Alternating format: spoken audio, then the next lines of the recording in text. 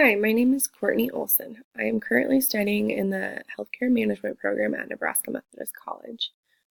I take about 18 to 21 credit hours a semester, hoping to do the 4-year program in 2 years, so I'm anticipating on graduating in May next year.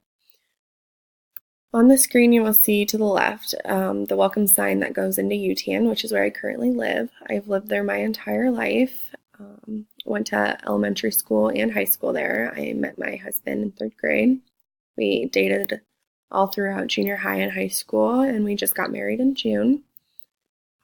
In the middle, you'll see a picture of us on our wedding day and our little fur baby. His name's Ace, and he definitely keeps us on our toes. He chews up just about everything.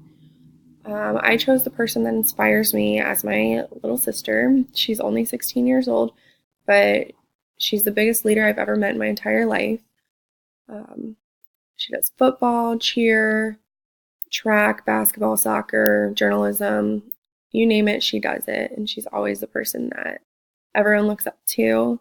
She's taught me to not only support other people, but also to love yourself.